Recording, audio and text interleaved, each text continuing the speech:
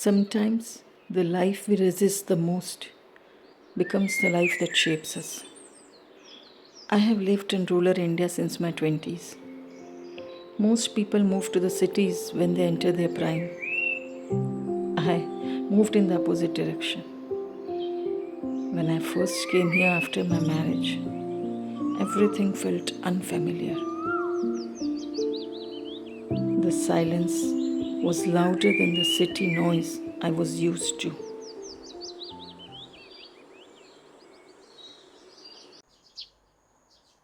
The culture felt different.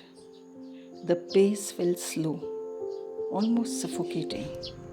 I missed the anonymity of city life. In the city, you can just walk off and nobody really notices. But here, the neighbors knew everything and life felt exposed. And my husband's job was demanding, which made the days feel even longer. There were afternoons when I would just sit quietly and think, is this really my life now? The city had movement. Here, even time seemed to move slowly. Sometimes I felt like I had been dropped into a very quiet movie with no background music.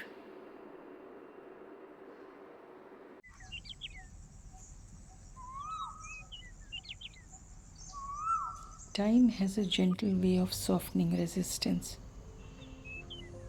Somewhere along the years, without me even noticing, this life began to grow on me. The quiet that once disturbed me became my comfort. The open spaces around our old colonial bungalow began to feel like freedom.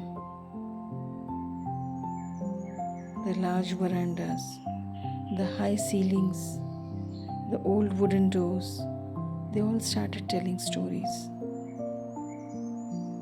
And slowly, I began listening.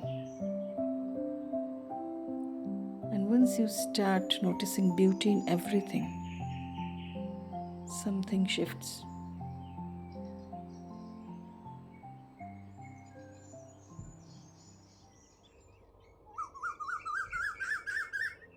When I started noticing beauty in my own home, I began noticing it everywhere.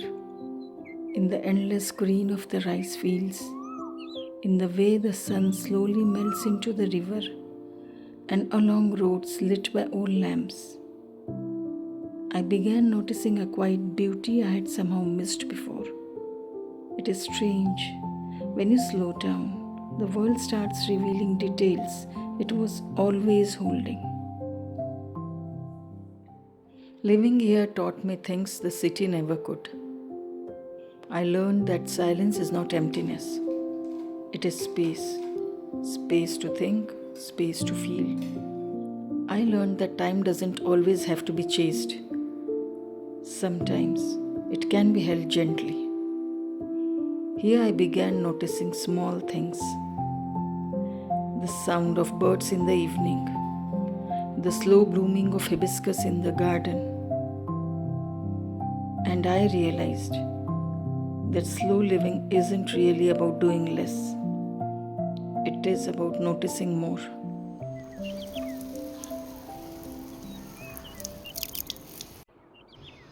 As a wife, as a mother of two, and now a grandmother, I have lived many roles.